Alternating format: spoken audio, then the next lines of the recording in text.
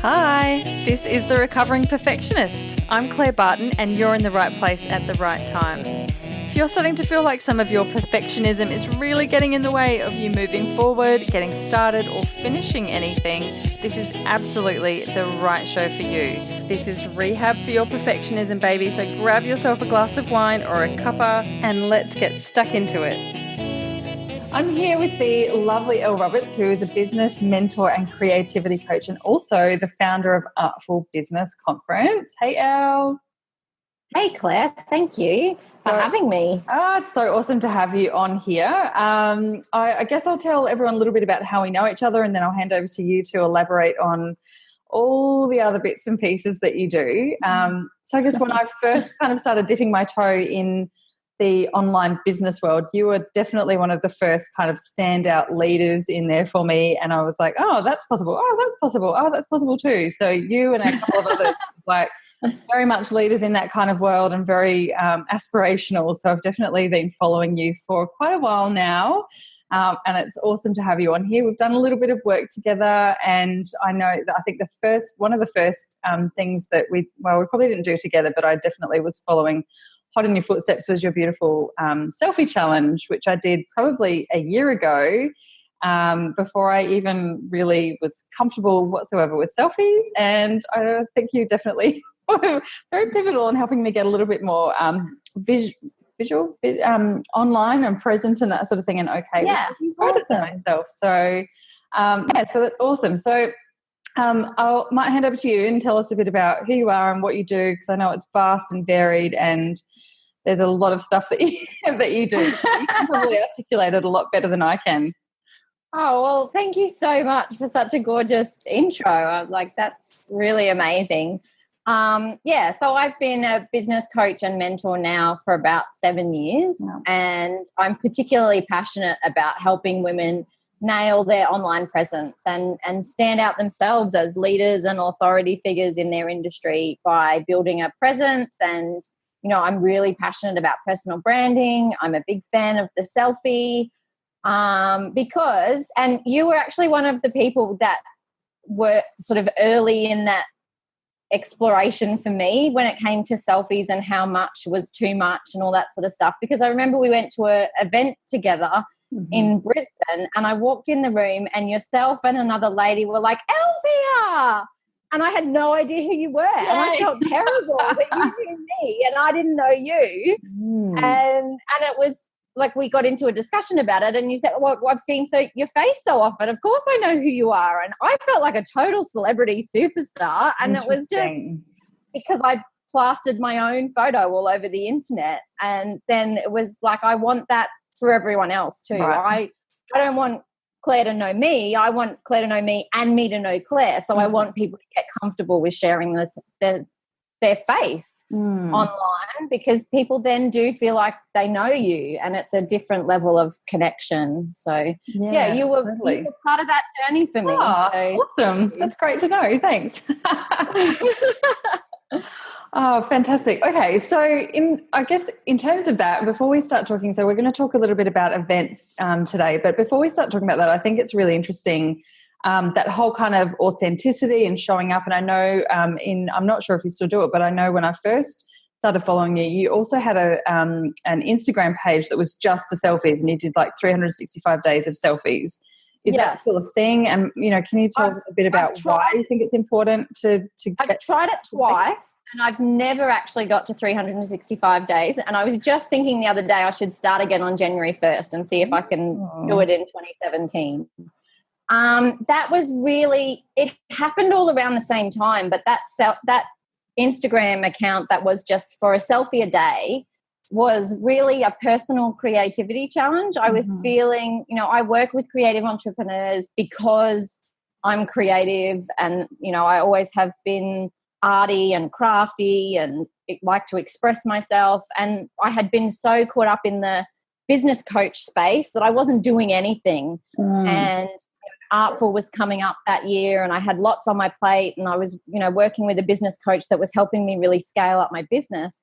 So I didn't want to create, a creativity challenge for myself that meant I was going to be spending an hour a day on the sewing machine or, you know, even crochet, which I love.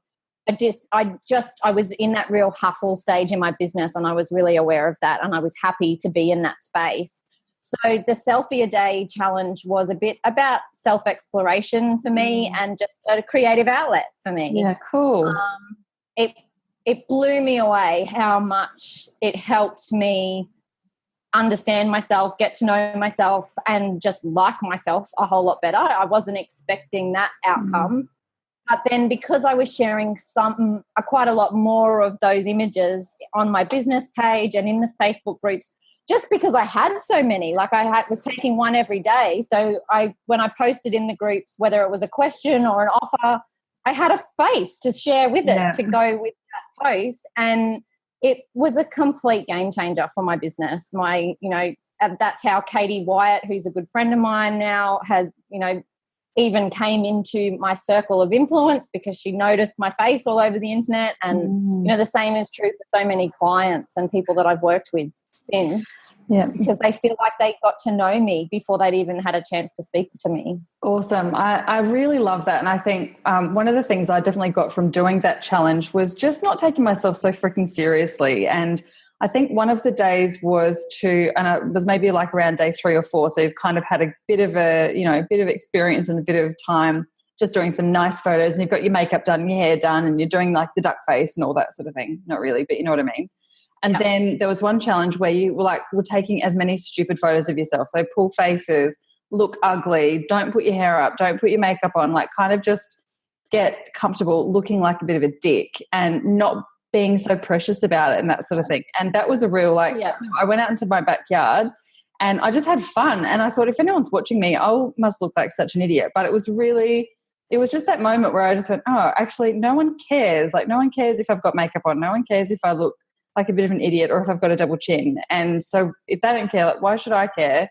And just putting it out there. And I totally agree as well about if you're putting something into Facebook groups or whatever, onto social media, that having your face on there, even if it's not like, if you're asking a question, you don't have to have a question asking face, or, if you're giving a tip, it doesn't have to be a pose thing, but just to have your face out there and just to be recognized. So people go, oh, there's Claire, oh, there's Claire, oh, there's Claire. Oh, I like her message. I might read that post rather than just scrolling past it.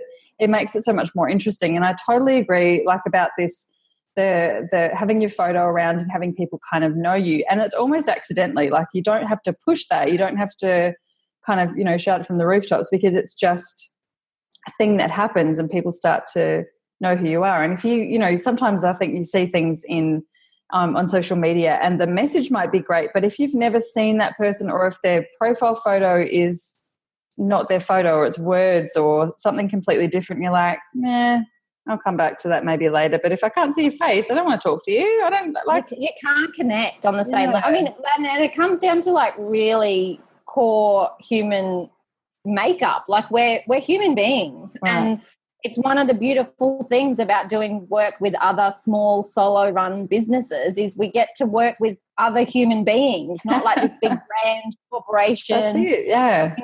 And part of the value of it is, when I call your business, I'm always going to talk to Claire, or you're one-off cider. That's you're not just going to get somebody in a call center.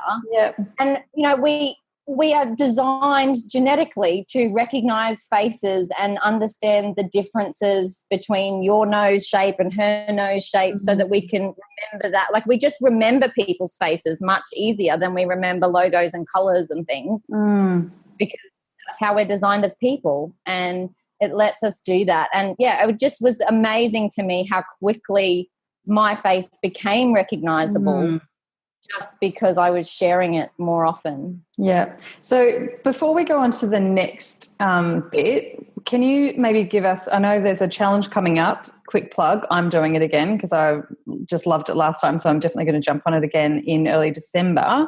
But is there any sort of quick, like when you're working with someone around this or on the challenge, is there something that often comes up that's kind of everyone's got a block around it, and a quick tip for people to kind of move through that and get okay with selfies? There's 2 really important things that I tell everyone when we start talking about sharing your own photo on, anywhere. And the first one is I don't share selfies because I'm in love with photos of myself. I am not as confident and as photogenic and as super like excited about photos of myself as everyone assumes I am. Right. Because I put my face all over the internet. People think that I just love having my photo taken. And I don't love having my photo taken. I really don't. And particularly the last few months, like coming out of a haze of 3 months of incredible morning sickness and feeling like I'm very tired, and everyone's like, oh, you're glowing, and all I can see are these bags under my eyes. And I have the same shit in my head that everyone else has in their head. Yeah. But the point I want to make is I don't share the selfies for me. It's not about that teenage, early 20s, I just want to be in love with myself. It's about my clients, and it's about letting people get to know me and connect with me. And I think when you flip it and make it about other people, it's much easier to get over that line talk. I share photos now that I wouldn't have shared a year ago because I don't think they're good enough. I don't look done enough. But it's not about me. It's about people connecting with me. Yeah. And then the other number one tip is definitely just practice. Like if you're not used to doing it, if you haven't shared a photo on your Facebook page or in a group ever, then don't try and go and do that because it's really scary. And selfies, to be really honest, are quite hard to take. Like it's hard to take a good photo of yourself. So just practice a lot and have no intention of even sharing it in the beginning. Just take lots of photos of yourself. Get used to putting the camera and turning it on you, because that alone is a really big step for people to take if they haven't been doing it. Yeah, cool. I love it. Awesome way to start. And then do the challenge. And then do the challenge, of course. We'll put the links in the show notes for anyone who wants to jump on and do that. So it was really awesome. And like I said, I think I was the same beforehand. I just thought it was a very vain thing to do. I was like, well, no one really wants to see my face, and I don't want to see my face, and I feel really self-conscious, so I just won't do it. But actually, once I went through the challenge and, like you said, realized it wasn't actually about me, and it was connecting with my people and with my tribe and that sort of thing, and letting people know what I was. But that also in turn gives other people kind of this accidental permission to do it for themselves as well. So it's not just doing it for yourself. Love it. Awesome. All right. Well, thank you so much for that. And sorry we got a little bit sidetracked, but what I'm super excited to talk to you about today, apart from all the other things, and I'm sure there'll be many more recordings in the future, but something I really wanted to talk to you about was events and organising, planning and hosting events and that sort of thing, because I know that you have done lots of that. You've got the Artful Business Conference, which is massive and coming to Brisbane next year, which I'm pretty excited about. And I understand you've done some little ones as well. And I really love how you message it and how you kind of talk about it. And I see it a lot on social media and that sort of thing. And I've got a couple of things coming up in 2017 that are much smaller than Artful Business Conference, like one day kind of things, events. And I know a lot of people are. And I think since obviously I've been in online business for about a year, kind of roughly a year and a half, 2 years, but, seriously for about a year. And I feel like it's kind of gotten to the point where now I'm really craving that in-person event as well as the online. The online stuff is awesome and I love it, and definitely suits me and that sort of a business model. But the in-person stuff is just fills a different bucket, and I think it's really important. And I know there's a lot of people kind of in the online business world who are probably at the same point or will at some point also get to the point where they're like, oh, like the online stuff is cool, but I want to find other ways to connect with people and be able to touch their arms and their face and that sort of thing. So, so maybe I'll hand over to you to sort of just talk a bit about your experience with events and where Artful came from and what other sort of events you do, and then we'll just take it from there. Yeah, gorgeous. Well, I, like personal branding for the same reason. I'm very passionate about community building around your business. And like whether it's in the online space or in the offline space, creating a tribe and making people feel like they're a part of something is a really powerful way to create loyal, engaged customers and, you know, even an audience beyond who's going to work with you. And for me, it's not just about the sensible marketing strategies around that. It's just a much nicer way of doing business. I'm like a complete extrovert. As I get older and certainly becoming a mum, let me lean into some introverted qualities, and I do definitely love my own space and my own time. But I'm one of those people that definitely gets filled up and energized by being around other people. And I selfishly just need that in my life. So if I can create that within my business, then that for me is a beautiful blend. I was very much like what you're talking about there, in that when I fell into online business, I just loved it. Like instantly I was like, oh my God, I'm not crazy. There are other people out there that see the world the way that I do. Yeah. And I didn't really have that in my local networks at that time. And so I was so grateful for the online space. But then, yeah, at that sort of 18-month, 2-year mark, I was like everyone's flat. It was I want cuddling. Oh, I'm not a big cuddler, so I was okay with I've gotten better at that. Artful has made me a hugger. But I was like I want a 3-dimensional friend, and I want someone that I can like have a glass of wine with, and you know, it's just a different level of connection. And so, you know, events have always been a pretty big part of my business since then, whether they're small workshops, whether they're just meet-up events that, you know, it might be free or might be, you know, a small fee, or the big stuff like Artful and one-day planning workshops and mastermind things. Being part of other people's events is also a really big part of my business. I love going to bigger conferences. I love going on retreats with other business women because, it just is a different level of connection and engagement when you've actually met a person in real life.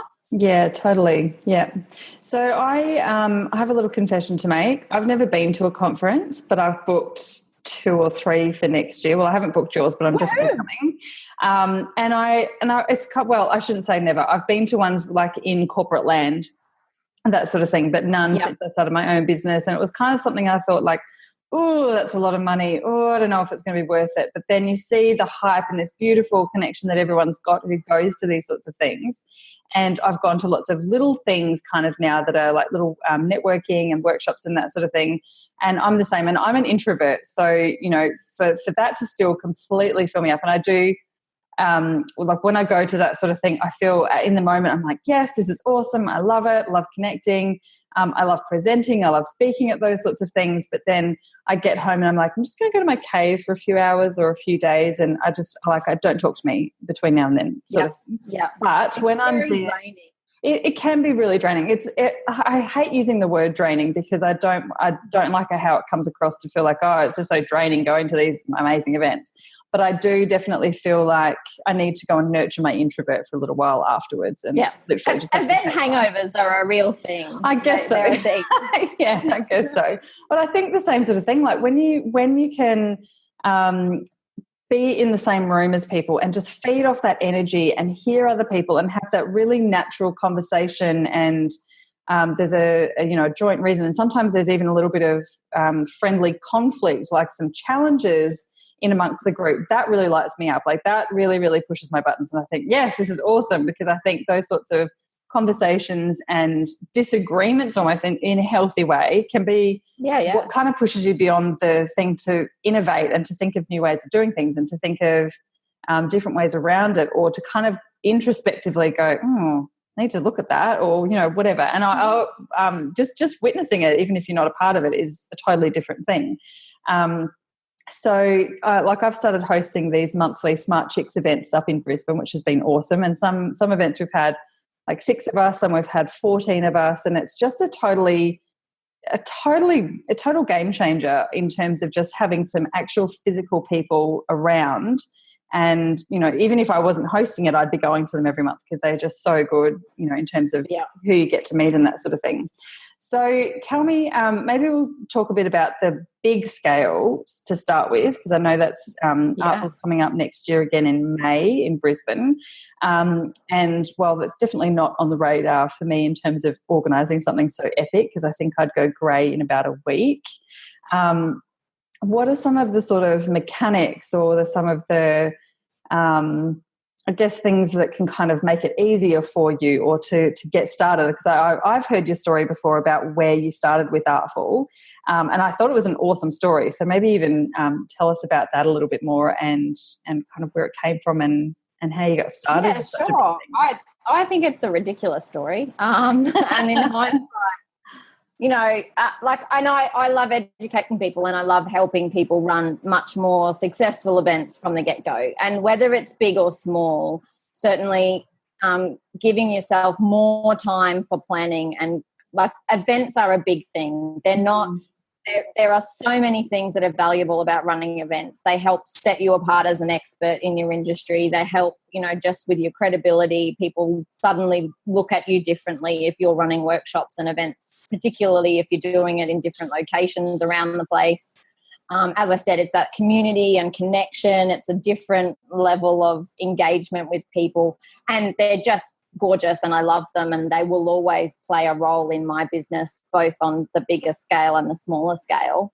But they're hard work. They're not like a quick fix if you're looking for some cash flow. They're not, a quick fix in any form, really. They are hard work, and no matter how small they are, I think people often underestimate how much time, energy, money goes into them. They're also hard work in terms of marketing. That they're a much bigger commitment to ask people to be a part of, even if it is just a networking event for 2 hours. Like, people suddenly have to organise their kids, or they have to get across town, and they have to take 2 hours out of their day that they would otherwise be doing other things. And for solo entrepreneurs particularly, that's a really big thing to ask people. Like, just to ask for their time is really huge, because if they're at your event, then they're not working in their business. And as we're solo operators, we're really conscious of that. I certainly am very picky about the other events that I go to. I could go to an event, I could go to 3 events every week, but you have to be picky and choosy about it. So they are a hard sell sometimes. So I just want people to sort of give them the credit that they're due in terms of how much work and energy is involved. But they're definitely worthwhile. And the bigger scale stuff, I'm still learning. This will be our 5th major event. We've been running for 6 years now, but we did one in 2013. We did just an online summit instead of a live event. It was all live, but it was virtual instead of in person. Yeah. So Brisbane will be our 5th in-person major event, and I'm just so excited. And I feel like I've pulled my big girl panties up this year, because I've got a big team helping me for the first time ever. I'm pregnant with twins, and they're due in March, and then conference is in May. So a team of people helping me was a non-negotiable this year. And so it's a different game all over again when you get people to support you and help you along the way. But planning and budget are the 2 major things that you really need to focus on. Artful was just an idea, and if I had done the budget properly the first few years, I probably never would have done it. But I was just so passionate about it. I was so excited. It was literally like, I'm not a very woo-woo person, but it came to me like a vision almost. It was just like as soon as I had the idea, I instantly knew what it was going to grow into, and I knew what it would be in 10 years' time.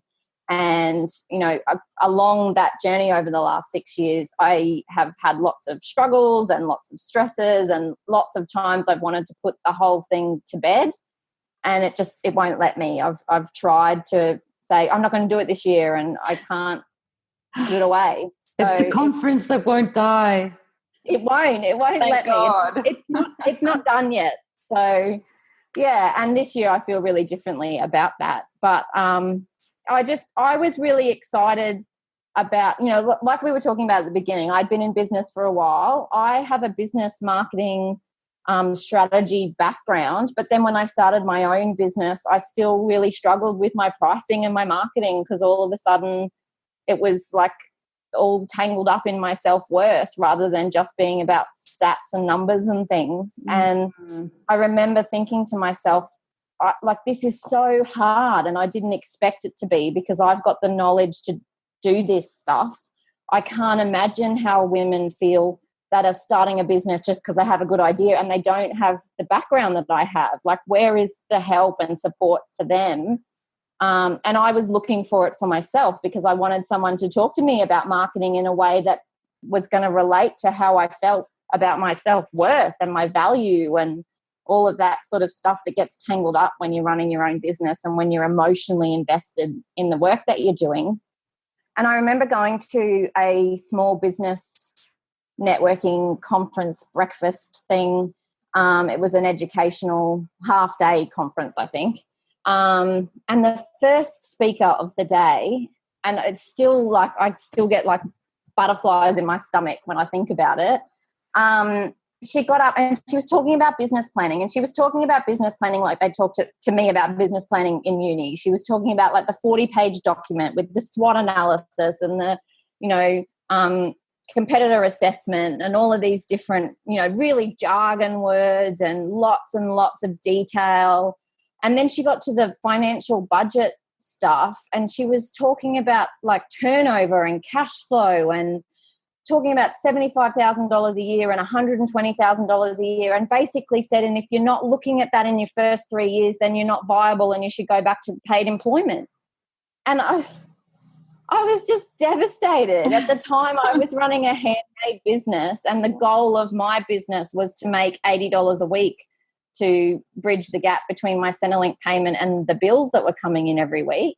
I was a single mum at the time, and that my business meant that I didn't have to put my son back in daycare. But I sure as shit wasn't looking at building $100,000 a year business at the time. And she just completely devaluated everything that I was about and everything that several other women in the room were about. And it, for me, like, I was lucky enough that I had been in the online space and had mentors in that area already. So I was confident enough to say, she's just completely out of touch, because she was talking about businesses that needed to go and get big bank loans, that needed to open a store, that needed to buy $100,000 worth of stock to start up. And I was like, no, well, this was like the era of Chris Gillibo and the $100 startup. And all I need is $80 for web hosting and $3 for a domain name, and I've got a business. And I don't need $100,000 budget to work from, and I don't need to go to the bank for finance and all of that sort of stuff. So I was really upset, but I was lucky enough that I was already had enough positive influence that it didn't make me go home and give up. It made me go home and right. get really angry. Yeah. And I think that's such a I hope that it's not the message that's out there for everyone, and I know it is to a certain extent still. And it was definitely my belief, until I started listening to things like Tash Corbin and her Takeoff program, that you don't even need a website to start with. If you just want, you can jump in and use Facebook groups for free. And I think that's a really sad thing. And like every time I wouldn't say every time, but often when I talk to people and they say, what do you do? And I'm like, I have my own business. I do business coaching and planning, blah, blah, blah. And they're like, I'd love to have my own business. I've just got to save up another $5,000 or something. And I'm like, I don't want to go into the spiel and make you feel bad, because everything you think is probably not completely necessary. But I often will say, like, you don't need any money to start your business. Call me. That sort of thing. But it is like, totally, it's such a thing. And you sort of thought, and I've had the same conversation about business planning, right? Like, I'm a planner. That's the thing I do. That's the thing I love. And if I could spend my entire weekday life planning and organising things, I'd be a happy little person, which I pretty much do. So I pretty much am. But there's a business plan and there's a business plan, right? So there's, that 40-page or 140-page document that has everything laid out, and you've got to have your table of contents and, like you said, your SWOT analysis and your marketing plan, your communication plan, your budget, blah blah your blah. executive summary. Like, my clients get to the first page and it's like, what's your executive summary? They're, I don't know. So you just put it in the drawer and ignore it completely. That's so true. And I don't know. I think some business plans like that probably have a place if you're going for a grant or if you're going for a loan or whatever. That's fine. Because those people who are giving you all that money really need to know that you're not just going to go and, spend it on pretty things and nice journals and that sort of thing. But I think if you have some sort of big picture about what you're trying to create for yourself and maybe for your clients as well, that's kind of enough. Like, that's business plan in that sense enough. Knowing roughly we're kind of going over there. You can work out all the other bits and pieces. But I think if I had done that 140-page business plan at the beginning of my business a year and a bit ago, it would have taken me so much time and cost me money in terms of lost sales because I was spending time doing that rather than actually doing my work and talking to people. But also, a year down the track, it would be completely redundant because I've gone in such different directions and I work with such different people than I thought I was going to. Or I'd be stuck doing the thing I said I was going to do a year ago because I would feel guilty that I've spent so much time and effort on creating a freaking document. Yeah, and that's why Artful won't go away, even though I tried a few times. Because there have been times when, I've been at Artful and going through my one-page business plan template with people. And I had a lady who just about burst into tears in the middle of the workshop because we were looking at her products and her prices and her viability and all of those things and discussing ways to make her business viable and to make what she loves doing profitable and successful. And she just looked at me and said, I wrote a business plan 19 years ago in a small business training session, and the guy told me that my business wasn't viable and it would never be viable. So she spent the last 19 years trying to build a successful business, but having this absolute belief at the bottom of it that she was fighting a losing battle because some guy in some TAFE room one day told her that it was never going to be a viable business and it was always just going to be a pretty hobby for her to have. And so, the power of just thinking about that, it's just so it's such a waste. Such a waste. And I think that's probably a really big part of where my business and the message about the recovering perfectionist has come from, because I've seen the same thing and I've been guilty of the same thing where I've, for some reason, had a deep-seated belief that it wasn't really going to work. I'll give it a try just to say I did, but I don't actually think it's going to work. Or you see people with these amazing ideas and this amazing inspiration or aspiration or this thing that they want to create, but they've got this belief that they need more money, they need more time, they don't have the skills, all these things, which means those things are not going to be brought into the world by those people because they don't have the confidence. And it's not necessarily their fault. It's because of all this false and shitty and outdated information that's kind of completely irrelevant and completely untrue. But it just shoots your confidence, doesn't it? And it just absolutely kills totally motivation to get started. That guy wouldn't remember that conversation. Yeah. But this lady has held that primarily at the forefront of her business for 2 decades. Wow. That it doesn't matter how hard I try. I'll give this a go, I'll give that a go. But at the end of the day, I know because he said that this isn't a viable business and I'm really just kidding myself. And so then it becomes a self-fulfilling prophecy. She is so demotivated on so many levels. And, she left that workshop just all of a sudden going, so I can just do things differently. I can just, spend a bit less or charge a bit more or work with a different audience or sell to this different market or, and suddenly she was full of and it's still hard work and it's still, you've got to put in the work and be willing to do the time and try different things to find what is viable. You can't just have an idea and suddenly you've got a successful business, granted. Yeah. But there's always a way. And I absolutely believe that we can all make successful careers for ourselves doing work that we love. And that's what I love so much about Artful is that I get to have those conversations with people and, then have a hug. Well, maybe. We'll have a handshake or a high five. I don't want to get in your bubble. The first couple of years I was really like, I don't touch me if we don't touch. Because for a long time I didn't hug, but Artful has taught me to hug. And now I'm a bit. Oh, that sounds really good.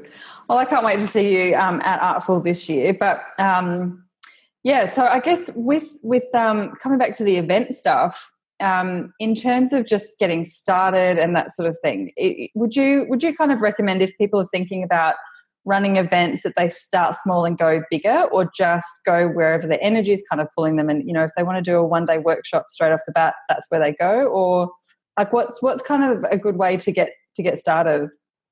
It's the same as anything in business. Like, do the stuff that you care about, do the stuff that makes you excited and really lights you up. And do I suggest that you be a single mum with $300 in the bank account and start an international conference? No, because that was a really hard uphill battle. But at the same time, like I said, I've tried to put it to bed and it won't go. Like I'm so passionate about that and so motivated. And the game changer there has been get the right help, get the right advice, talk to the people that do know if you're out of your depth and got no idea, and just be really mindful of your planning and budgets. But in terms of most people looking to start events, doing a one-day workshop or just running a meetup, just do it, really. Just get started.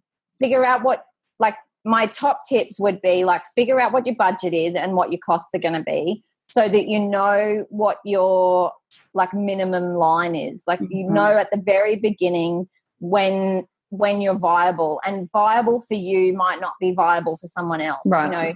If you're running the events as a cash flow exercise in your business, then you want to be making a certain amount of money for a whole day workshop. But I often run events at a loss, particularly if I go to Brisbane to run a workshop or Melbourne to run a workshop. There's no way at this stage I'm going to cover my flights, 3 days accommodation, room hire and catering, and then walk away with money. So at the moment, if I cover my costs or make a small loss, I'm still happy to go ahead with those events, because I know that they're a bigger part of my long-term strategy in my business.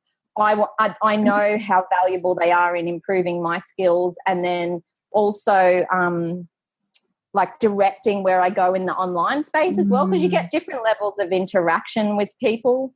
So if I'm looking at doing a new online program, I'll often run a few workshops around that stuff first, because it sort of expedites the feedback process. And you don't have to do 6 weeks of videos and course content and then get the feedback that it's not quite hitting the mark for people. You can just spend a day in a room with people and go through quite a lot of that content and get that feedback in real time. So events don't necessarily have to make money to be viable, but know from the outset what is your bottom line in terms of what you're willing to be up against. Are you happy to do it for no profit? Are you happy to do it at a loss, or do you expect a certain number? And then from that, minimum numbers are.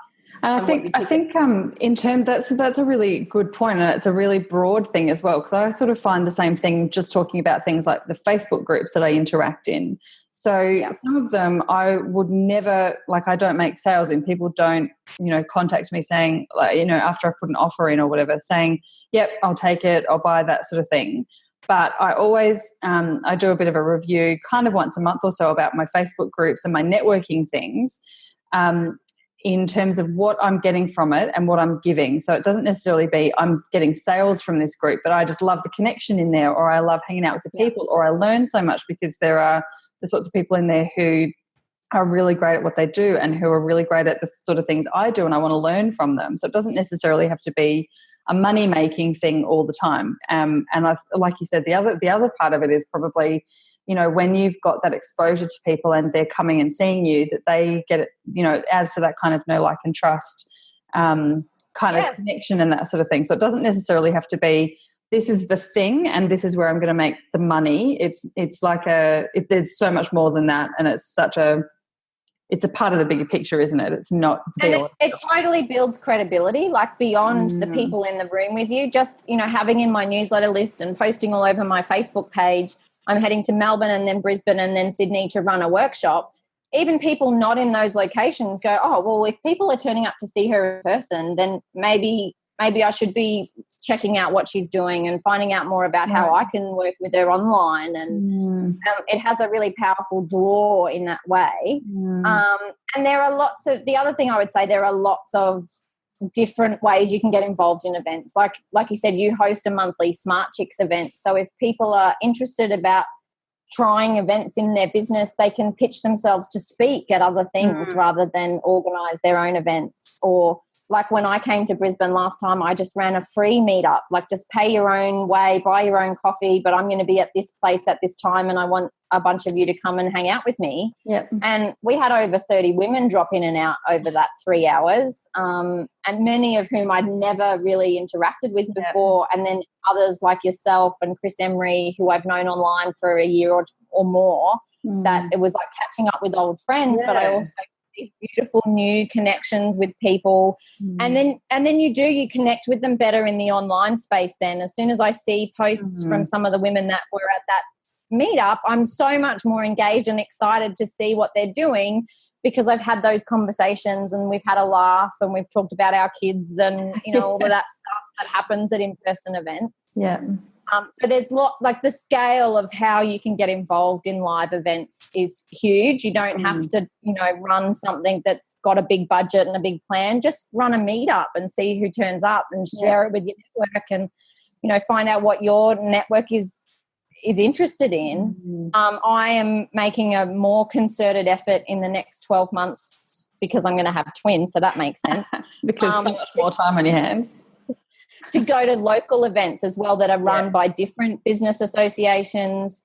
I've joined the Chamber of Commerce in my local area so that I can go to the monthly chamber meetings and meet some local business people. Again, I think a lot of those people will be at that sort of like other level of business, running, shops and having that 140-page business plan document. But I'm at a stage in my business when I'm ready to engage with those people again and see what I can learn from them.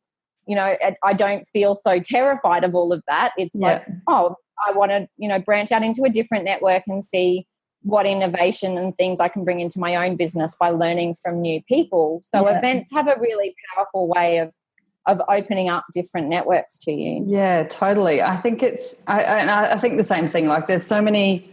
We kind of know each other online, but meeting in person and just, I guess, kind of staying connected to that real people world as well just opens up so many other doors. So, totally agree.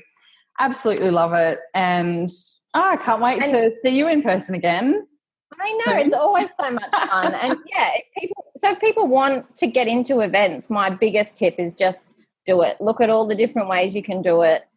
How can you be involved in other people's events and go to things? Like if you want to run your own events, go to a workshop, come to Artful, see what other people are doing in that space, because I see so many people like really focused on trying to run retreats and events that haven't been and done stuff themselves, and it's really hard to know what's going to work and what's not going to work. And I've been to so many conferences and things, and some of the best value that I've got from those are like, that's not ever going to happen at Artful, and I didn't like the way they did that.